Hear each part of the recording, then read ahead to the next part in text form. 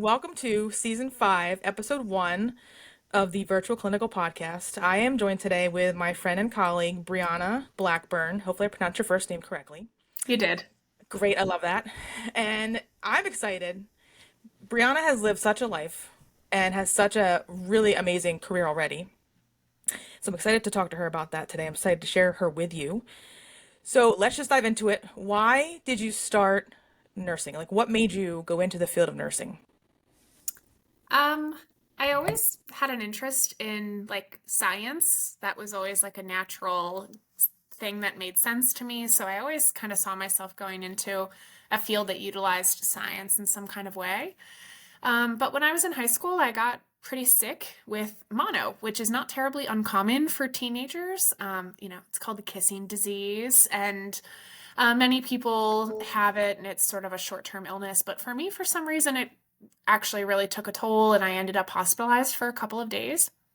And that was my first run-in with nurses in the inpatient setting. I had always been healthy and had never really spent much time in a hospital.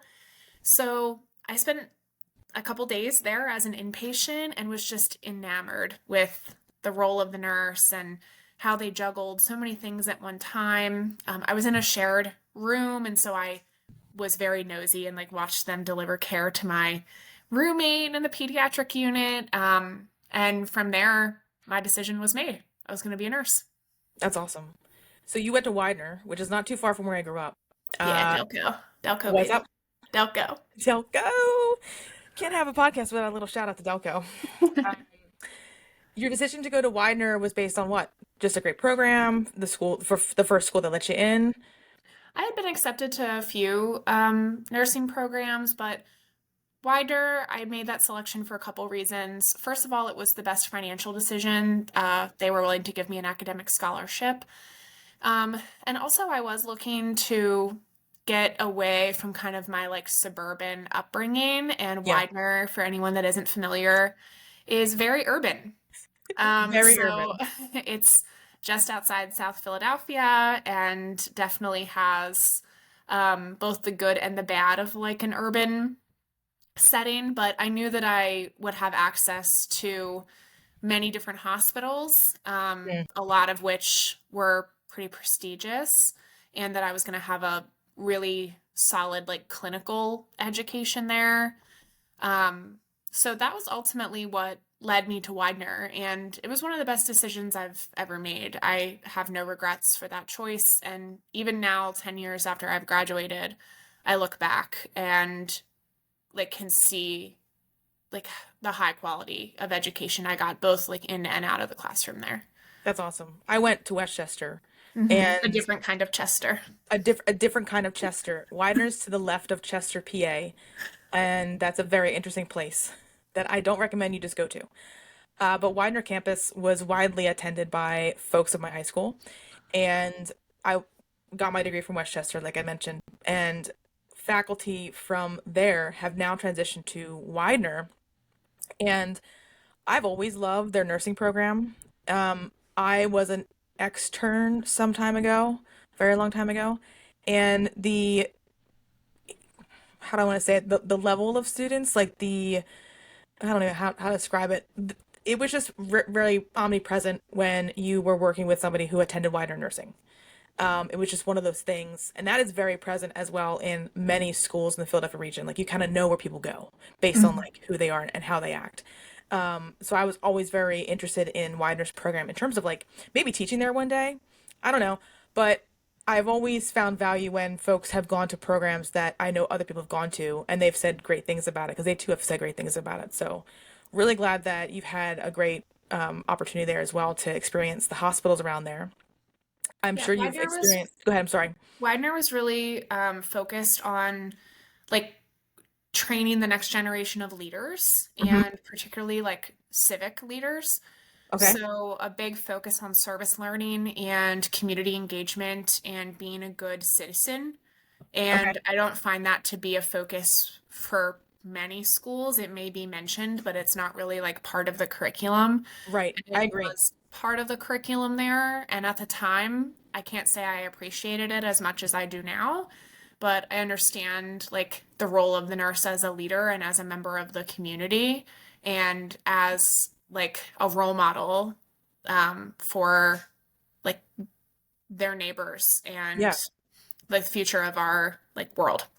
I feel like this probably carries over to your adventures that we'll talk about later in Hmm. terms of being very civic minded. And I really love hearing that from a school of nursing because you're right. Like, there's not many schools of nursing that press a lot of emphasis on just being a good human and civic minded and really caring about the people within the community or a community that is impacted in such a way that they need your help to help them out. So after Widener, where was your first job and what did you do?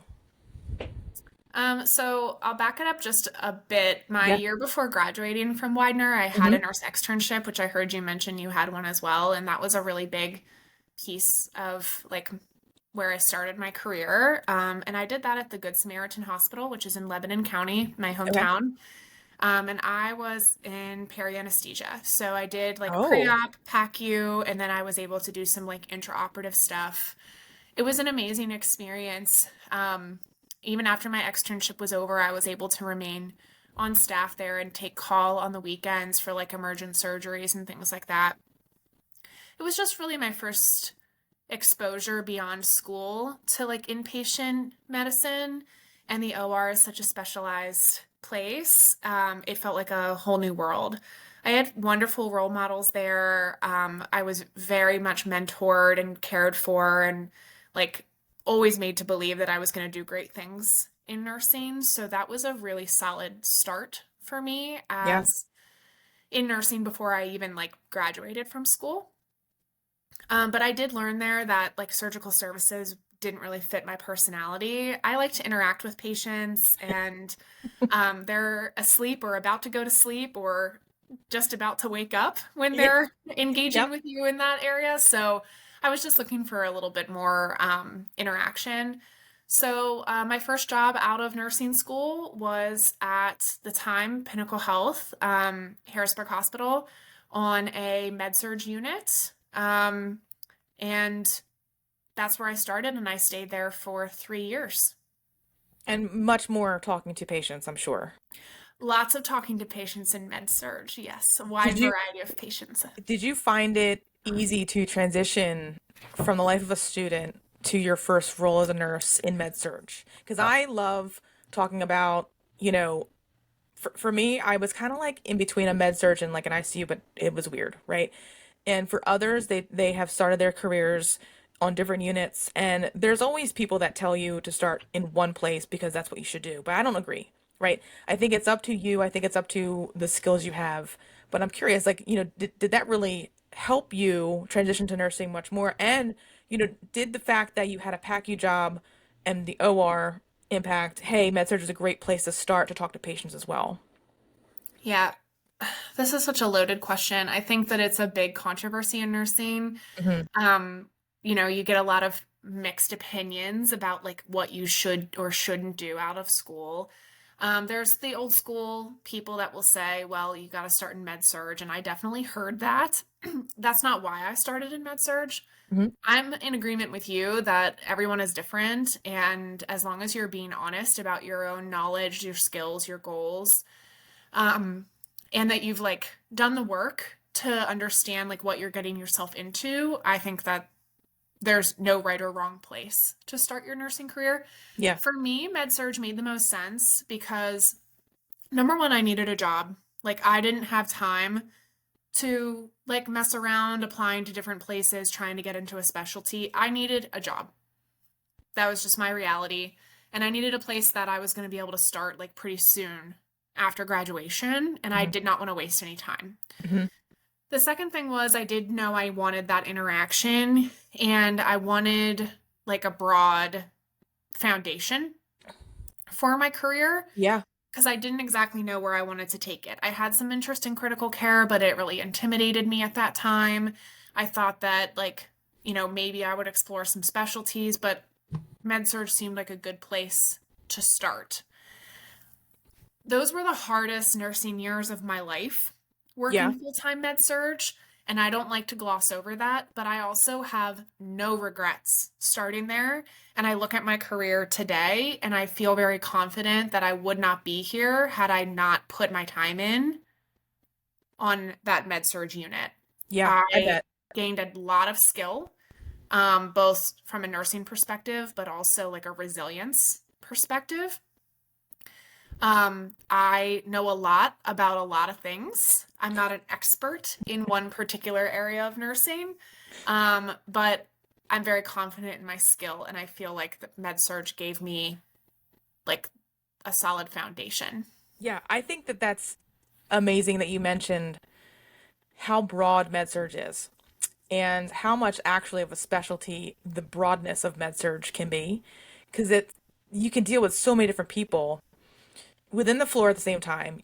I mean, at least in my experiences of like going to a med-surg unit, patient assignments are usually generally spread out a bit. Hmm. And there's hospitals that do it kind of differently from others. So there's hospitals where you'll have a floor with just mix of every kind of surgical service, med service. It doesn't matter what it is, the patient has a bed here. There are other organizations that have specialized med surg units now. Right. And I don't know if I agree or disagree with that. I think it's an interesting concept because I think that from what you're mentioning is that you've gained so much experience within that short 3 year period of time because you saw everything that sometimes I think maybe the med surg units where they're so specialized might miss out on the generalness of things and you know sometimes those skills like getting a wound dressed, uh escalating some sort of concern to a physician of like something, right, pain or whatever, might be missed in other specialties. So I think it's great that you started in med surg and kind of mention that too to students that listen, in terms of you don't have to always go to what somebody has said you need to go to, right? You're going to get the experience no matter where you go. I think it's also important that you reflect on that time of resiliency and how that impacted your decisions that you've made after that first role. Yeah. The unit that I was on was that very general med surge that you talked about. And like my ability to like meet people where they were at, take care of people from all different walks of life, age 18 through end of life. The time management skills that I gained there have Mm-hmm. continued to serve me in my life, both inside and outside of my career. Uh, and like I agree with you that med surg is a specialty. I'm certified in med surg, and I carry that very proudly. Whoop, whoop, get And certified, everybody. Sorry. one of the like things that I'm very passionate about is that we need to stop talking about med surg like it is the bare minimum. We need to stop Correct. talking about it like it's just a stepping stone to something bigger and better, and that, oh, you know, ICU, ER, CRNA, all these like specialized areas are better than the floor. And that is going to be a really tough culture change, but it's something that I'm passionate about, is like understanding that med surg has a really key piece in the larger healthcare system, and those skills are specialized in their own way. Yeah, I completely agree. I think, coming from a critical care background primarily, is where I spent most of my career anyway. Um, if I'm not receiving report from a med surg nurse that has their things together and those skills that they have entrusted in themselves and learned over time and time again, it can be quite the problem to receive that patient. And conversely, if that nurse has done everything they can and they've detailed it and all that stuff, I trust the med surg unit so much more than that med surg nurse. I think it's one of those things that needs to begin to work together as opposed to saying, "Oh, well, you work there.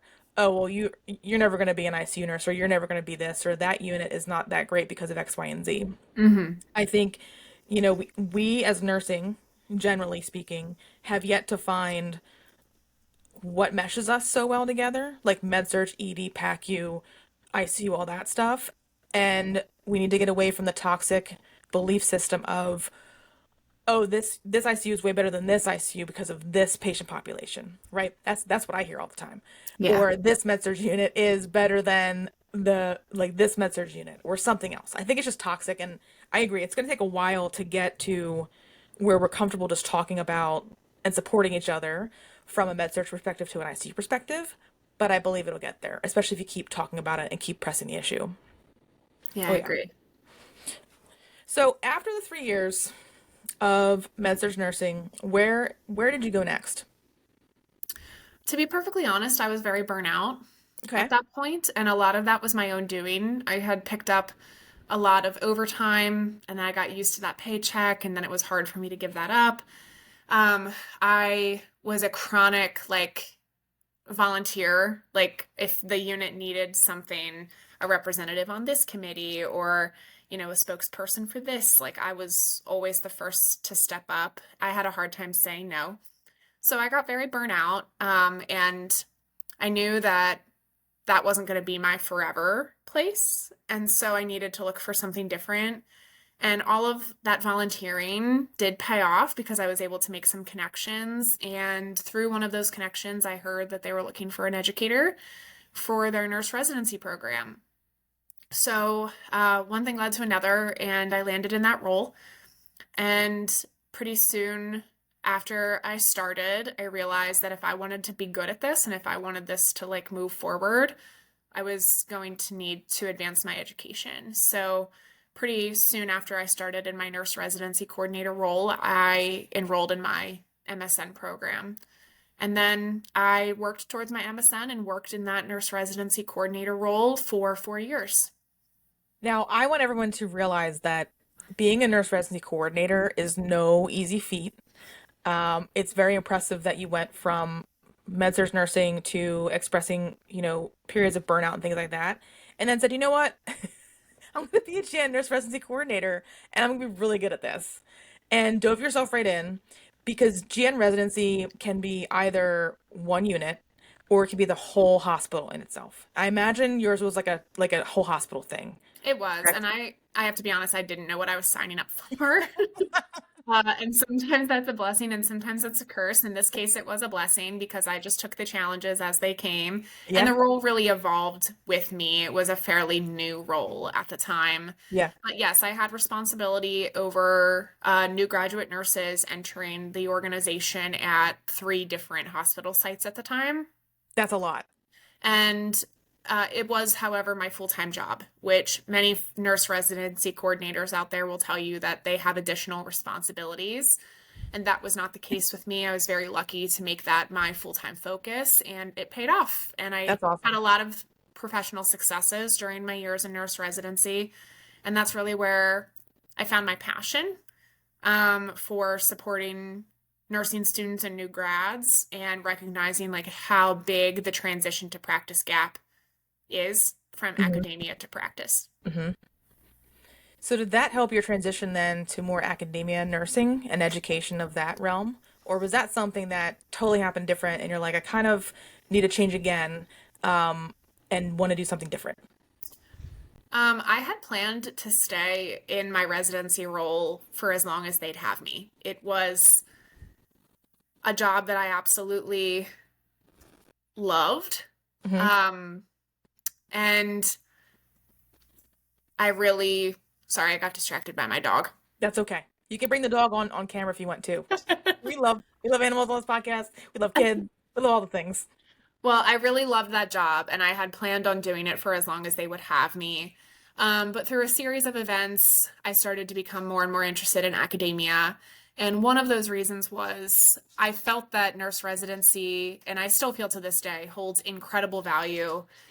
But we were always like half a step behind. Hmm. Like the students were already, the new grads were already experiencing the struggles with transition by the time they got to me, and I felt like it was very reactive instead of proactive. And we were throwing so much time, effort, resources, and money into making these nurses feel supported and enculturated. And it was never for nothing, but it was like, man, if we could put this same amount of time, effort, resources, and money into like preventing this or like Yeah. preparing them better, wouldn't that make more sense? And that's where I started to think, okay, well, let's walk this back. Like, when does this start? And the reality is, it starts in nursing school. Yeah, that is true. Because I mean that's kind of full circle on your experiences in Widener, and now full circle where you kind of want to make this better and realize that it goes back to nursing school itself. It does. And while I'm very grateful for my education at Widener, I did not feel fully prepared to enter the nursing profession. And I don't think any Interesting. new grad does feel 100% prepared. Yeah, I don't think But so either. I certainly had the feeling that, well, I was a great student. I had like a 3.6 GPA, involved in all these things, like pretty accomplished for a Hmm. student. Like from an academic Yeah, perspective, I had been a high achiever. Academic achievement does not translate to clinical success in practice. And I learned that the hard way. And I think a lot of same. students learn that the hard way. Yep. And I really wish I had been prepared more to deal with the like true realities of healthcare in our country, um, instead of just being hyper fixated on passing my state boards. Right. Although So that's kind of like the emphasis though, is like we're just gonna get you to pass your boards and you'll figure it out after that. You'll be fine. that is exactly the mentality. Um, and that is what I'm really passionate about changing. Yeah. Um, and yes, my own personal experience informed my decision to go back to academia, but also seeing hundreds and hundreds of new grads come in and deal with the same exact experience and recognizing that perhaps my efforts could be even like more impactful if I Yeah. went back into the academic environment and could be more proactive in Yeah. this fight. Yeah. I agree. I love when you mentioned that, your GN residency program is a really great foundation. I never had a GN residency. I started school before it was like the big thing to do for hospitals, and I really wish at some points, like it's kind of a catch-22. I kind of wish I had one, but I'm really also glad that I didn't have one and kind of almost learned on the fly and really built resiliency and just like coming back again and like kind of doing the same thing over and over again, but trying to get better every day. I think at least some GN residencies have a better method of allowing the GN to, I don't want to say vent, but appropriately communicate their needs and issues in a way that they feel listened to and heard, where I never got any of that. I don't know if that would have benefited me either though. So I can't really say, but I do know that the GNs that I have been a part of their reflection seminar have felt either really valued and like listened to and stuff like that, or they've decided that this isn't for me. I don't think that where I'm working is a good fit for me, and then they kind of move on. That's kind of the lesser of the two evils. But I do think that the majority of the people really feel that it's a great thing to have. And then taking a step back, going from the GM residency to start in academic nursing. So how was that experience of like saying, okay, I'm going to go GN residency. You had to figure out that program, right? And then all of a sudden changing gears here. And I don't want to say too much because like I know you from that role, but I'm interested in how different it was and really how you figured it out of how to like teach your first course. Like, did someone say like, "Hey, this is how you do it," or did you have to like jump in and be like, "Okay, we're gonna make this up, and I have this like tiered thing here, and we're gonna just pick and choose and kind of do it." It was a little bit of everything. So remember, I did get my master's degree in those years during my coordinator role. So I gained a lot of like formal education at that time. My is in nursing education. So I had formal coursework on evaluation, on curriculum building, on classroom management, leadership. So I wasn't starting from scratch. And Mhm. then my role in residency, I did a lot of classroom teaching. Um, I had experience like managing a classroom from size of like 11 learners up to like 50 or 60 learners. Awesome. I had spoken at conferences, like I was comfortable in front, speaking in front of others. And I had gone through quite a bit of like leadership trainings during that Hmm. time. So I brought all of that with me, like into my academic role. And I did receive a lot of support in my new role. I had a faculty mentor. I was able to access all the course materials from my predecessor. And so all of that like set me up um, Awesome. for a solid start, but there certainly was still a humongous learning curve. And particularly because my first year of teaching academically um, full time was during COVID. So everything was new and different. And no one really knew what was going on. And I definitely didn't know what was going on. Nope. I also, though, didn't know any better. And so it kind of helped me out. Yeah, I was gonna say that kind of is like a great thing to have, Yeah. And I always had like a really great balance of academic freedom to do things the way I wanted, but I had support when I didn't know what direction to go. I'd say that my biggest challenge transitioning to academia, and it still holds true now, 4 years Mhm. later, is the wheels of academia turn slowly. So when I taught in nurse residency in the acute care setting, it was quick. If something didn't go well in my session for a group 1 month, I could change it for my next group that started 2 months later. Yeah. Didn't have a lot of time. Currently, in the like curriculum model I'm teaching in, if I have a problem with some of my content today, I can fix that a year from now. Yeah. Yeah. So it's a much slower turnaround time. And that's what contributes to our academia to practice gap. Practice is moving at the speed of light, and academia is moving slowly. And so over time, the gap just becomes larger. And I Yeah. definitely felt that like coming to academia, but I adapted and definitely not perfect, but have learned a lot along the way. And this is my fourth academic year teaching full time. That's amazing. 4 years. I don't know how many years I've been teaching for. Maybe 7 or 8. I don't know. I'd have to go back. But I think that it's great that, at least from my perspective, that you've been able to make those changes, at least better for the next year, even though it's a year later, right? At least you're able to do that, and it's not like, oh, we got to stay in the same pace in the same realm of things where it's never going to change, and we just have to like go forth with it until like a dean or somewhere decides that, oh, it's going to change now. So in that time frame, though, you have also started your PhD. Mm-hmm.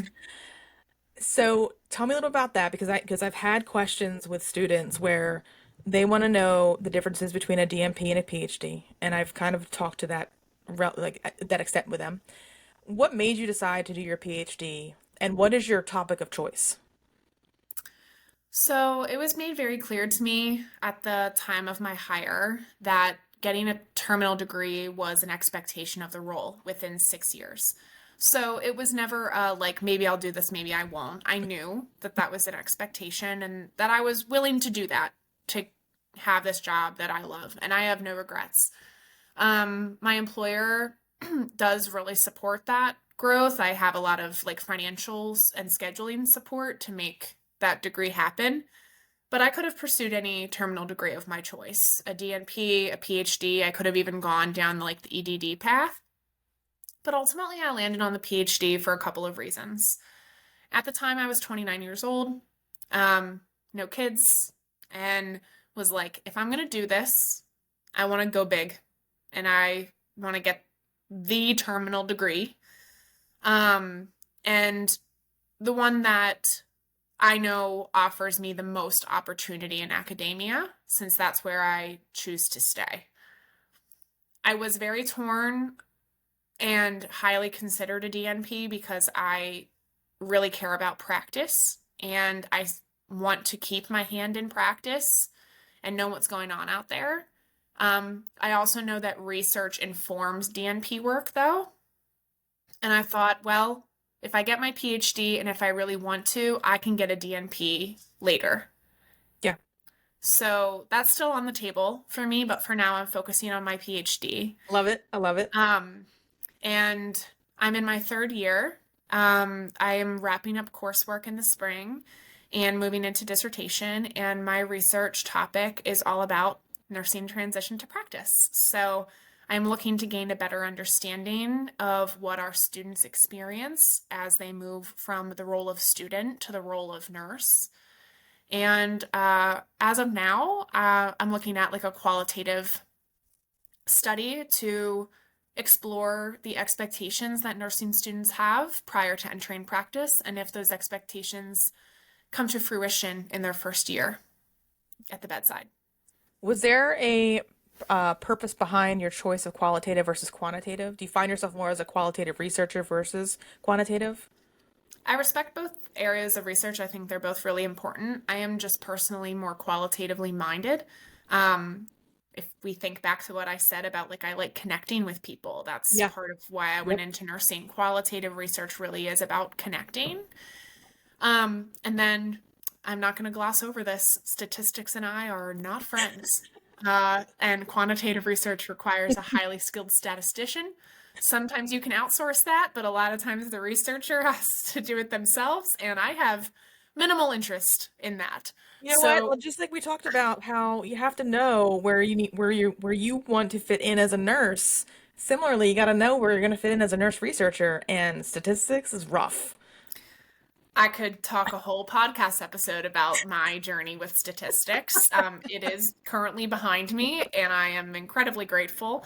But qualitative research is what really piques my interest, and capturing through words and stories and dialogue what cannot be captured in numbers or a survey or some sort of instrument. That's what I really am all about. I love that. I love that because I like quantitative. Um, I'm really not that great at math. Let's start there. But for some reason, myself and statistics really got along because in my mind it tells a story, right? But it tells the number story of like what we did. But I really do appreciate how the numbers match the experiences of people. And that's why I also love qualitative stuff as well, because you're not going to get, people's viewpoints. You're not going to hear, why they love something or why they hated something or why this really didn't work for them. And for example, if we want to study, an app for whatever reason on patient's care, if they're not telling us why they hate it or why they love it, the numbers, in my opinion, don't matter, right? The numbers kind of matter, but at the end of the day, I don't know why they matter. So I'm with you. I think that, my choice obviously was to stay in practice, so hence why my choice was more of a DMP. But in terms of bringing that research, to the bedside, I'm looking forward to your research because I don't run a GN residency program. That's not my realm. But I am interested in why people come to work to a hospital and then also predictive values of why they're leaving hospitals. And I Right. think that when you're hitting on this research, it not only tells you a story of what people are experiencing going into nursing, but perhaps we're going to find out why they're leaving too by doing this research. So I love it. Yes, I can't wait. all of that. All And of that. um, I'd like to take this moment Yeah. to just briefly discuss that, like, historically speaking, there has been some tensions between DNP and PhD prepared nurses. And just like I am passionate about closing the transition to practice gap, I am also passionate about finding ways for DNP prepared and PhD prepared nurses to join forces and like use their complementary skill sets and knowledge base to like elevate the nursing profession instead of divide it. And that is another area of research that I hope to pursue. I am also going to volunteer myself for that area of research because I'm selfish about that. But also because I'm in the same boat. We can't have, in my role as in the hospital that I work for, I value really greatly done. That's not even a word. Really well developed and well executed research where it gives me what I need and I can build lit reviews on it and then I can take that and say, this is how we need to change our practice. We got to do this now.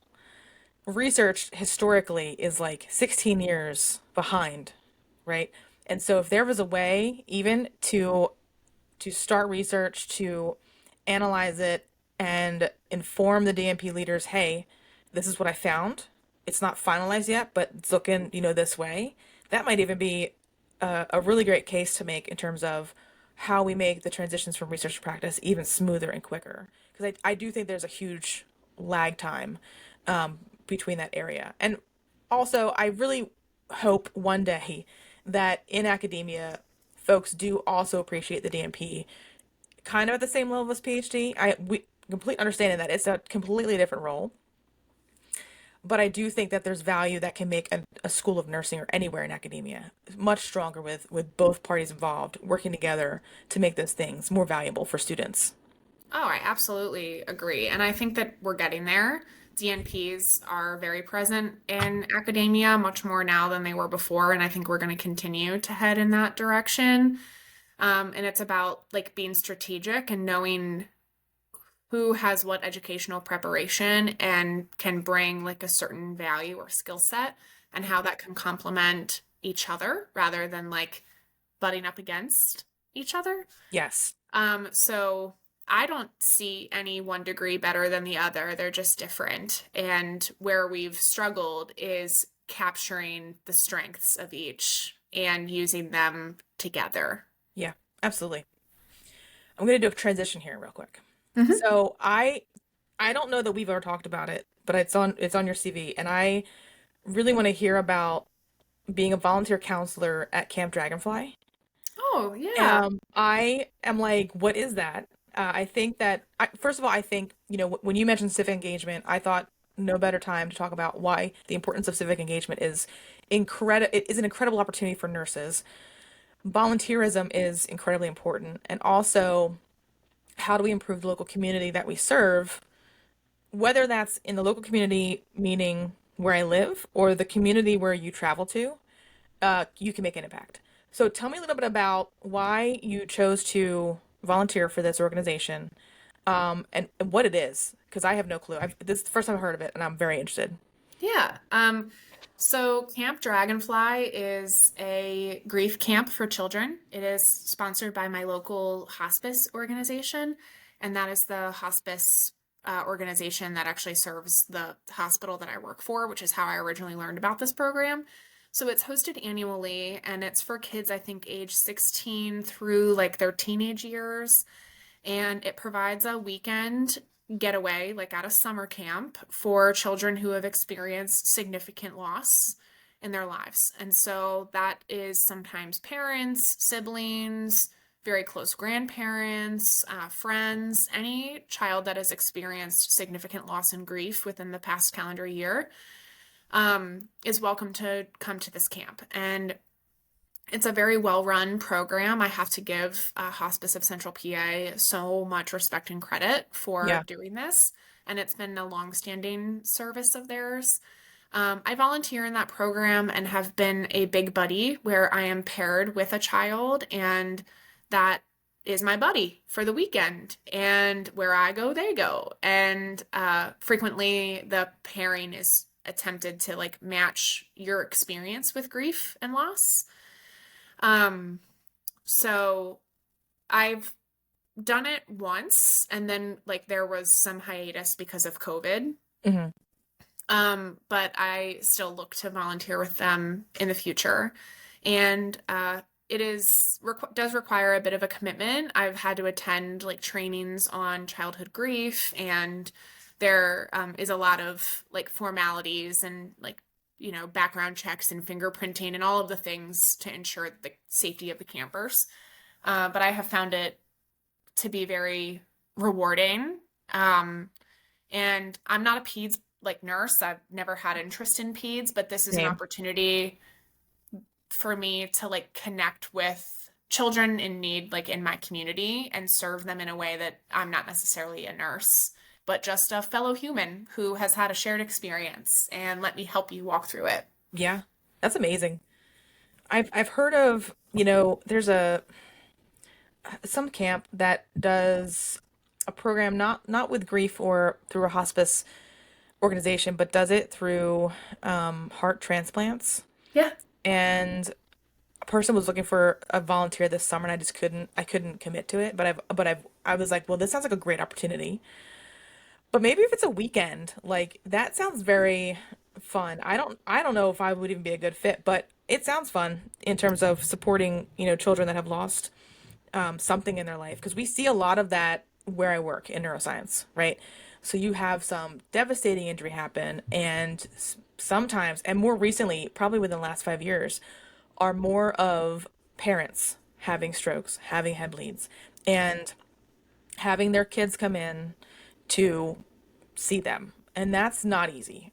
We do have a child life, which is a program that somebody comes by and they support the children of families with activities, with just different understanding tools.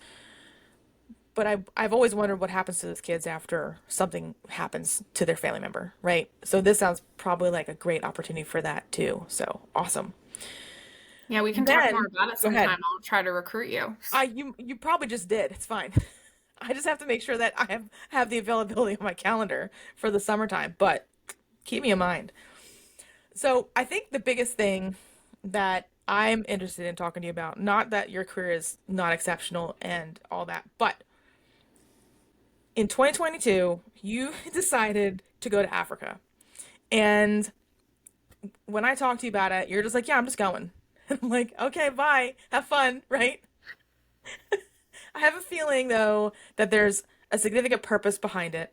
Um, Obviously, the theme of the day, I think, is civic engagement. But I do believe that this organization, Nurses with Purpose Medical Missions, was much more than just a trip to Africa. And I want you to tell the story of that. So I'm going to let you have the mic for a while. And Okay. let me know if you want to if you want me to chime in. But I'm interested in hearing the full story of this, and I'm really sure that our guests are too, our listeners. Yeah, happy to share. Feel free to throw in questions as I go. This story kind of starts back in like 2018, 2019.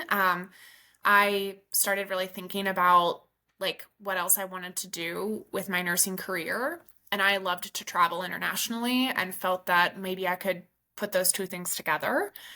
And I had known people that had gone on medical mission trips, but I didn't know a lot about it. So I started doing like casual searching. And then in 2019, I had some pretty significant events in my personal life. I lost both of my grandparents within like a 3 week period of each other.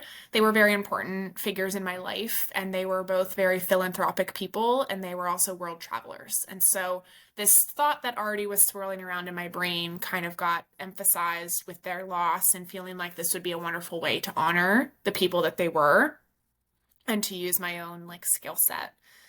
So I started looking into different medical mission trips, realized that there was a lot of barriers to pursuing medical missions. I really had to take an inventory of my personal values and like what I wanted to accomplish on these trips. Hmm. I'm not a particularly religious person, and so traveling with a church or a religious organization, I have no issues with those groups, but it just was not a fit for my personal perspective.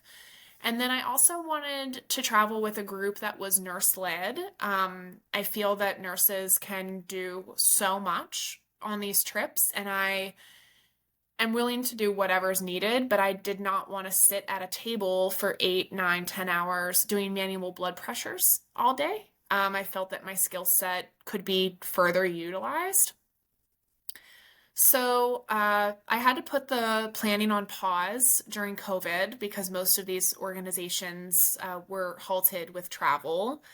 But I was able to revisit it and plan my trip for May of 2022. I did travel with Nurses with Purpose, which is the organization I landed on, based out of Atlanta, and it is a nurse-led organization. There was a pretty lengthy application process. I did have to interview for that. There were references. It was a very legit thing. Yeah. Um, and I got myself on a payment plan, paid for the trip, my flights, all that, and it felt like next thing I knew, I was boarding a flight to Johannesburg. Uh, and yeah, the trip did absolutely change my life in so many ways.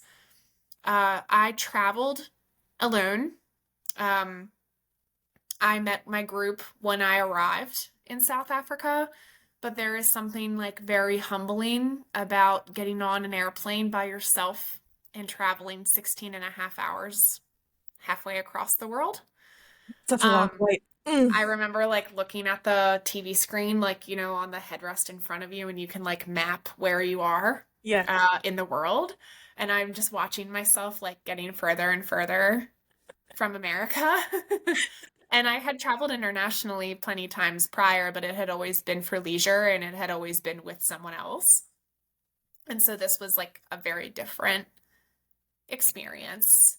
Um, and I landed in South Africa in complete darkness because in South Africa they do something called load shedding, where the government has the power to cut uh, electricity Oh, to cities and neighborhoods whenever they choose. And okay. so at the time Great. that I landed, there was no electricity where I was staying. So had to climb many flights of stairs because there was not an elevator. And it was a very like telling welcome that like I am not home. Like this is a new place. Yeah. But I met my group and I was one of 6 nurses on my particular mission. They came from all across the country in the United States. Um, and I was there for 11 days. So I'm gonna keep going if that's Yeah. okay Keep with you. going. But Yeah, absolutely. We've all the time in the world, so you keep going. the mission was very community based. So we were not in clinics, we were not in a hospital setting. We were basically a mobile urgent care, Oh, that's awesome. going to different communities, setting up our stations and meeting people with whatever needs they had. And we used whatever equipment and meds and tools we had available to us.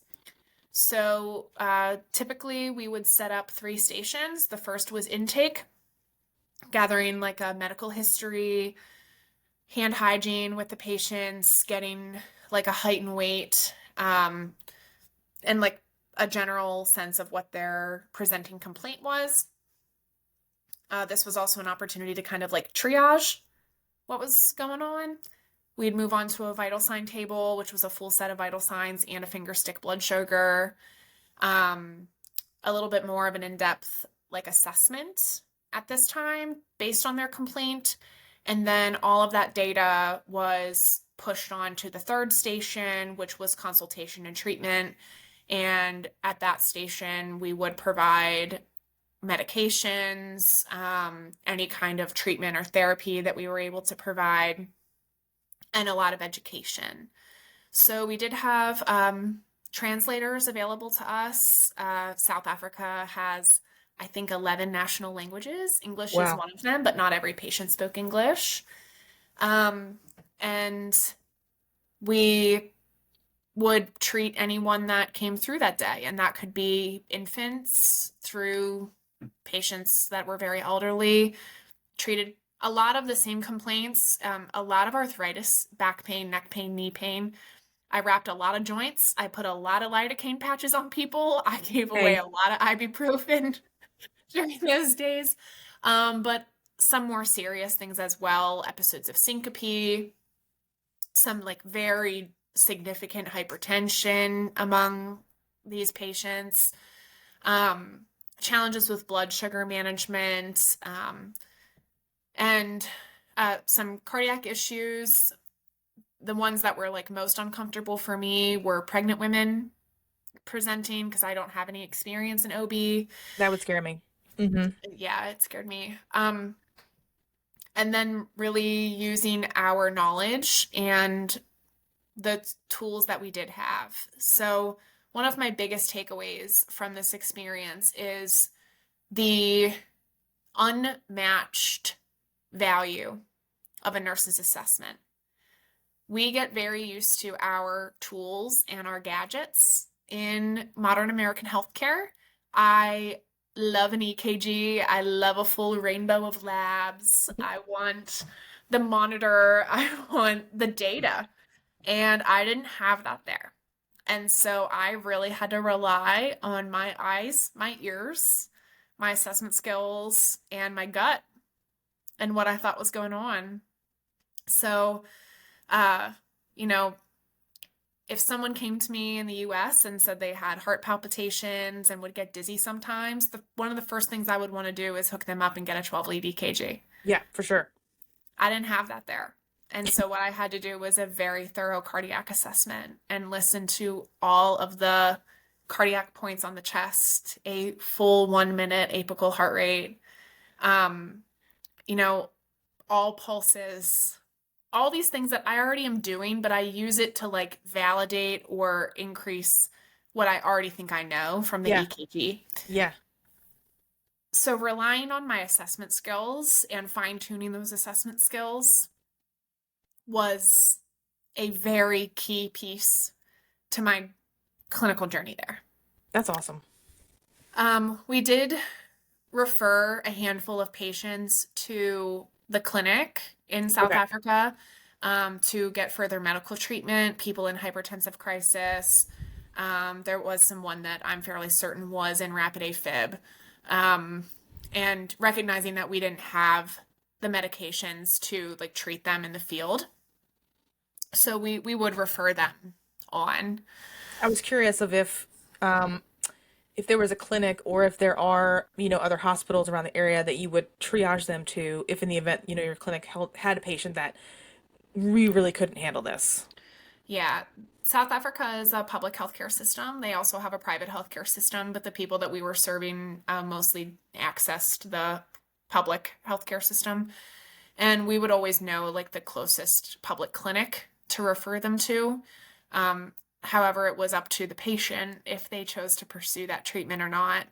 And that was challenging because there's a lot of social and cultural problems in that country regarding access to healthcare.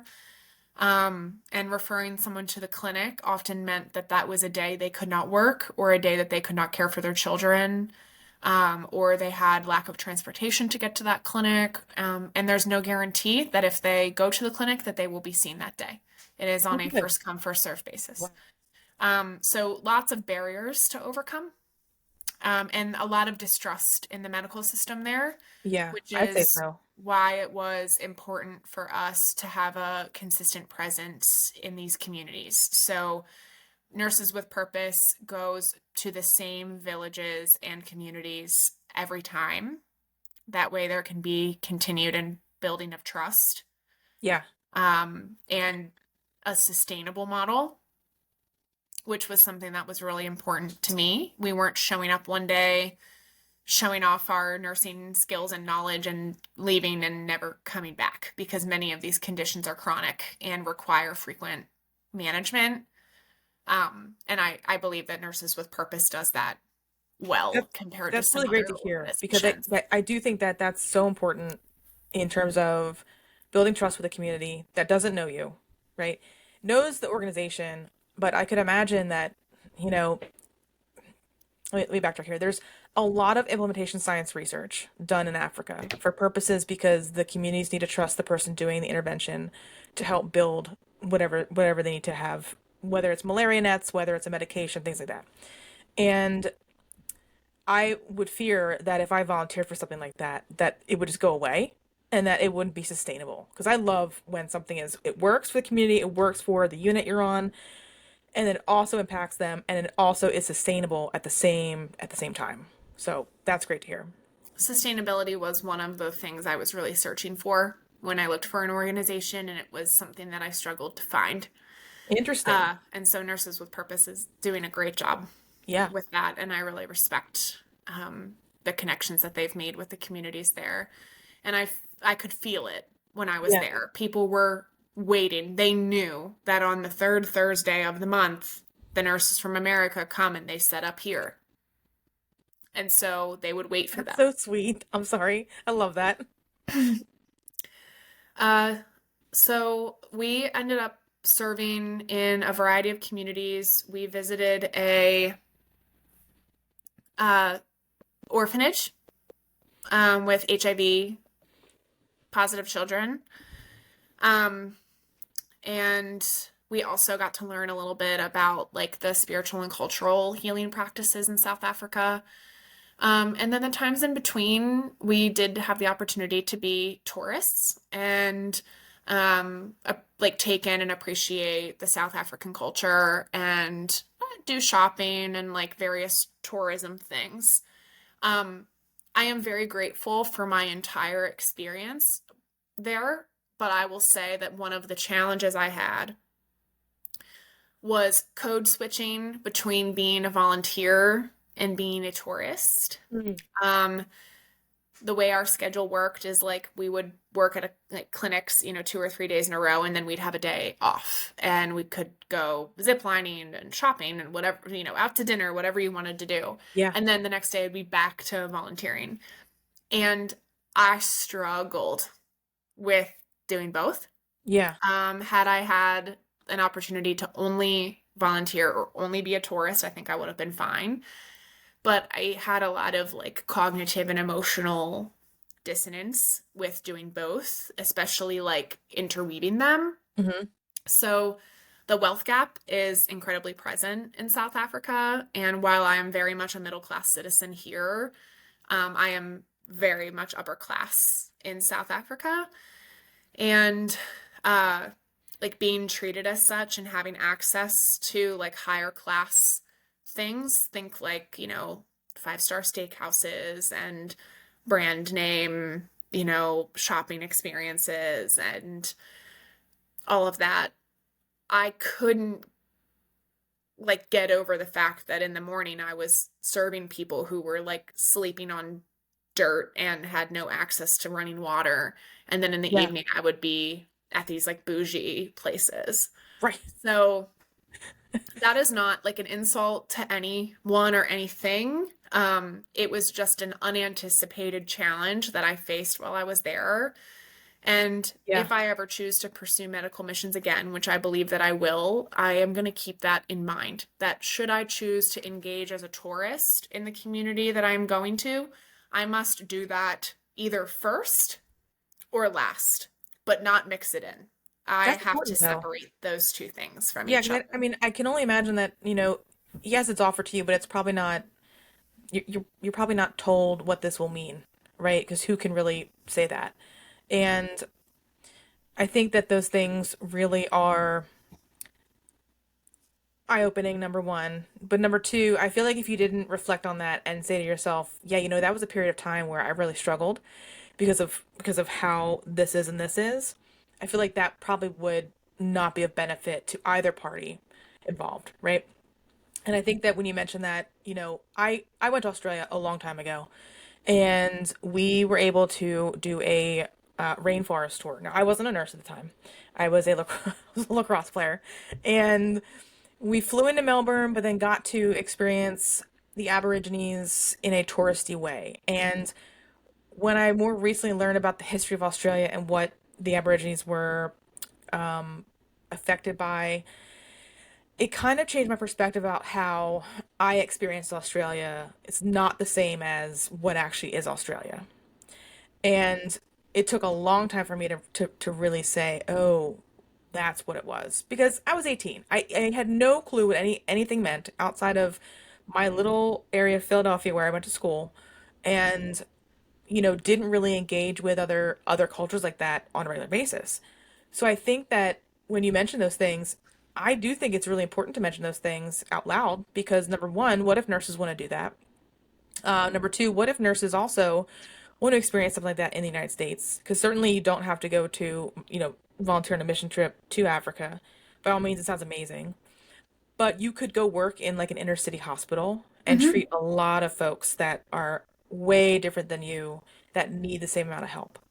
And I'm sure that that is also an area of cognitive dissonance, the same way, well, similar ways. I'm not going to say it's the same way as what you're describing happened to you on your mission trip. Right. So that was like a challenge that I faced while I was there, but it certainly did not like taint my experience in any kind of negative way. Um, I am very grateful for that experience. I've been considering like if, how, and when I wish to pursue another medical mission trip, and I encourage all nurses to just think about like maybe if or how they can engage in this kind of care. And it doesn't require, like you said, going halfway across the world. I think that there are a lot of opportunities locally, and it's about finding like what matters to you and how you Hmm. wish to give back. So, um, that trip really redefined my life and like my way I look at my role as a nurse in many ways. And this is really my first time like being able to publicly share about it. So I really appreciate having that Yay! platform. Absolutely. I was very excited when you wanted to share it because I mean it's your own story, right? I think things like this are for a nurse's journey, no matter where you start and where you end up in your career, you're going to have stories of all sorts of things. And when we first talked about your journey to Africa when you came back, it was like this big thing for you, right? I don't know how else to describe it to people because if you weren't there in the in the break room, right? Like Brie all of a sudden was this changed person, and I was like, okay, like how was your trip? And you're like, it was great. Is basically how I would emphasize, the before and after effect of a mission trip like Mhm. that. And so for you to say like, no, I think I want to influence other nurses on your podcast with a story, have at it. I think it's great that you were able to offer that to so many people that will listen to this episode. So, yeah, thank you. Yeah, I appreciate the opportunity to do so. Anything else on your journey of nursing that you want to discuss? What's next for you? I'm still working towards this PhD, girl. That's the that's the next thing. I don't foresee myself going anywhere in terms of academia. I am very like happy and comfortable teaching. I love connecting with my students. I'm taking on some new challenges with like new classes that I'm teaching and things like that. But in general, I wish to maintain my role in academic teaching for nursing students. And then something that just didn't really come up in our conversation is I do still practice. I maintain like a per diem position We did not talk about that. Yeah. at the hospital that I started at, and I'm very grateful for like a flexible position that allows me to pick up time like when I can. But that is a real cornerstone of my career and my practice is being able to remain like connected to the bedside. Yeah. And this is not at all in judgment of people who choose to leave their bedside practice, but being so like young and early in my career when I entered education, I just knew that it wasn't going to benefit me to like get far from the practice world. And it has informed the way I teach so significantly. And especially since I want to focus on preparing my students for the real world of practice, I need to know what's happening in the real world of practice. Yeah. And there's no better way for me to do that than doing it myself. So moving forward, what's next for me is maintaining that bedside practice, whatever, wherever, and however that looks like, but being able to care for patients um, on my own and walk through the nursing process and like keep my skills sharp is something that is really valuable to me. So I'm going to keep practicing. I'm going to keep doing the PhD thing. I'm going to keep teaching. No plans for another medical mission trip yet, but I do believe that's in my future. In my future one day. Yeah, that'll be, The Adventures of Bree as a new series of whatever you want to do with that, right? Yeah, that'll come after the PhD. I have to be realistic here. That's fine. That's fair. That's really fair. Yeah, I'm also glad that you mentioned that you still do maintain clinical practice because I do see the difference between folks I meet all over the country. It's nothing to do with any one particular place that are still within practice at the bedside or they have a role that impacts the bedside nurse, and how it fulfills and really creates a very comprehensive approach to teaching someone as opposed to folks that have been outside of that realm for so many years and then when you're trying to collaborate with them or something, it's just missing. There's not that grasp of, oh yeah, I noticed that too. That's a problem. We should probably work on that and fix it. Instead of just saying, oh well, if is it in the literature? So if it's not, I'm not going to work on it. So there's that. And I like too that as a full-time professor, that you are also able to maintain a clinical practice and still work outside of that rigorous academia life because it's a lot. I mean, teaching It clinical is a takes lot. a lot of flexibility and well thought out planning, and I can't emphasize enough like the support from my clinical leadership. They understand that I have another job and That's they awesome. work with me to ensure that I can do both. It's not impossible. I'm living proof of that, but I do think that there's work to be done in the world of nursing to ensure that this is like more of a possibility for Yeah. our faculty Hmm. because it's hard. It's really hard. It's hard for me. I'm very lucky as well that I can teach when I teach and still maintain my full-time job and then have a quote unquote day off. But I still have to do the hours, right? So I still have to work 2 12 hours, 2 8 hours to accommodate the 6 or 7 hour day of teaching. Very fortunate that my leadership allows me to do that. But I think for other folks, it's super difficult until we kind of, see more things like within the FTE practice realm, right? How does that look like? How does that operate? Or, can your job just be something where you're not always present on the unit for as your primary role, right? Is there some other areas that you can kind of mishmash and teach and do your primary job and do all these other things that really help impact nursing as well? So we'll see. Well, thank you so much. This has been great. I hope you liked it. Yes, I did. Thank you so much for inviting me. Absolutely. Fun fact of the day as we round up this episode, I have not recorded a podcast episode in quite some time. I paused the podcast because I was finishing up my doctoral work and was Hmm. really too busy sit here for an hour and record with somebody. But also behind the scenes, there's a lot more that goes on between it. And I knew that Bree wanted to record. You wanted to record an episode, and I was like, here we are. We're gonna just figure it out because I haven't done this in a long time. So thanks Well, for your you didn't patience miss with a me as beat. well. You didn't miss a beat. Your hosting still comes very naturally, and we Love found that. time on a Sunday afternoon before the Birds game to make it happen. Go Birds. And if Go anyone didn't Birds. know, we cheer for the Philadelphia Eagles around here. So, you may try to like another team, but I might judge you. So, all right, Bree, it's nice talking to you. We'll do this again sometime. Maybe with your PhD research, maybe something else you want to come on the podcast for, and we'll see you soon. Thank you, Nicole. You're welcome. Bye. Bye.